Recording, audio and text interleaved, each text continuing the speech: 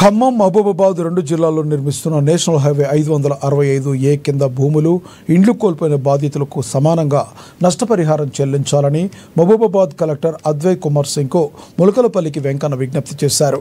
ఖమ్మం జిల్లాలో జాతీయ రహదారి కింద కోల్పోయిన బాధితులకు ఎక్కువగా డబ్బులు చెల్లించారన్నారు.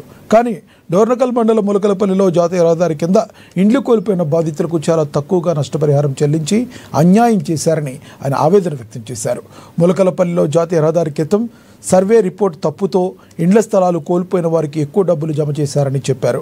తక్షణమే రీసర్వే చేసి నిజమైన బాధితులకు న్యాయం చేయాలని వెంకన్న విజ్ఞప్తి చేశారు.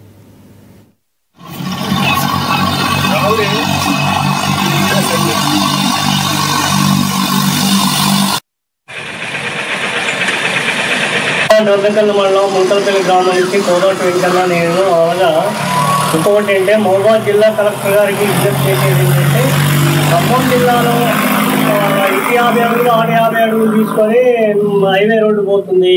అవసరం ఉన్న కాడ తీసుకుంటాను. అదేవిధంగా మా కాడ కూడా 50 అడుగులు 50 అడుగులు సమానంగా తీసుకొని పోండి. ఆ గవర్నమెంట్కి అవసరం ఉన్న కాడే ఎక్కడ అవసరం ఉంటుందో అక్కడ తీసుకోండి. ఇంకోటి ఏంటంటే ఖమ్మం జిల్లాలో ఏ రేటు కట్టిస్తారో అదే జిల్లా మాకు కూడా అదే రేటు కట్టియాలా. కనీసానికి మేము దాదాపుగా 7-8 రోజులు మేము రాయి కట్టుకున్నాం. 2 గంటల లోతు గుడుపుకొని ఇవాళ అక్కడ కుంట 20 లక్షలు ఉంది. గవర్నమెంట్ దానికి పాల మందం కూడా కట్టేకుండా మాది 3 గదుల ఇల్లు పోతే 3 లక్షలు రాత్తడా. కనీసం బునాది కూడా జరిపోవు కదా. ఇప్పుడు ఉన్న పరిస్థితి ఏంటంటే వెంటనే కలెక్టర్ గారు విజ్ఞప్తి చేసేది ఏంటంటే రీసర్వే చేయాలా. ఎవరు అసలు భూమి మూలకి డబ్బులు పడ్డాయి, డబ్బులు 2 లక్షలు 3 లక్షలు అంటారు. మరి మాది 3 గదులు పోతుంది. లోదట్టు ప్రాంతం ఇది ఎంతో ఖర్చు పెట్టినాం. 3 గదులు వాల్యుయేషన్ కొంత వాల్యుయేషనే 20 లక్షలు 18 లక్షలు ఉంది అక్కడ. ఈయన మూడు గదులు పోతే 3 లక్షలు అంటే ఎట్లా? అది ఏ విధంగా న్యాయం జరుగుతుంది? మాకు ఇల్లు కింద ఇల్లు కట్టియండి, మాకు భూమి అడగట్లా, మేము కోట్లు అడగట్లా, డబ్బులే వద్దు, మా ఇల్లు 3 గదులు పోతుంది, ఇల్లు కట్టియండి గవర్నమెంట్.